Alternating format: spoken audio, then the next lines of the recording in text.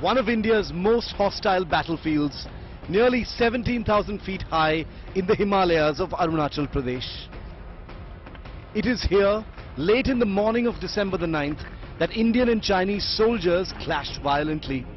The first violence between the two sides in over 2 years since the last major brawl in eastern Ladakh.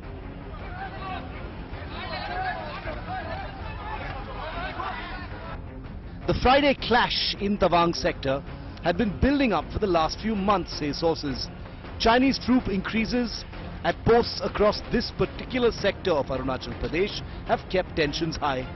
On December the 9th, a larger than normal Chinese patrol party approached the Indian side and was challenged by the Indian army post there.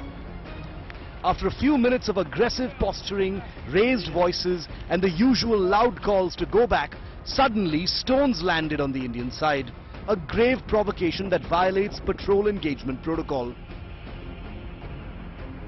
What followed was a 15-minute hand-to-hand escalation that saw the Indian side literally pounce on the Chinese troops responsible for the provocation. The Chinese troops present in larger numbers were beaten up, but as is common in such brawls, injuries were sustained by both sides. Troops on both sides sustained fractures, black eyes and bruises, with 9 Indian and 22 Chinese troops wounded in the exchange. Thankfully, there were no casualties and no weapons are said to have been used, unlike the Galwan clash. The troops quickly disengaged their positions. Hours after the clash in Yangtze, the two local commanders from both sides held a flag meeting to maintain peace and committed to remain engaged. On the very day that the Indian and Chinese troops brawled at the India-Tibet border, senior ministers of the Modi government were speaking about the border issue at the Agenda Aaj Tak conclave. और हमारी deployment हुई है, हमारे जवान खड़े हैं और माने उनका जो ताकत, जो साहस जो उन्होंने दिखाया है, उसकी हमें प्रशंसा करनी चाहिए, क्योंकि हमारी डिप्लोमेसी जो है उनके योगदान से चलती है। भारत की सेना ने ये शौर्य और पराक्रम का परिचय दिया है, उसकी जितनी भी सराहना की जाए कम है। हम लोगों का सचमुच गर्व के साथ मस्तक ऊंचा हो जाता है।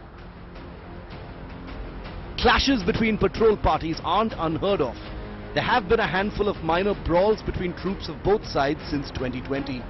But the fact that the big picture hasn't changed even slightly on the border, and that China continues to remain deployed in larger numbers at India's doorstep and has accelerated the construction of permanent infrastructure, settlements, military establishments and more, every brawl projects a threat way beyond just a few men beating each other up on a remote, snow-blown hillside.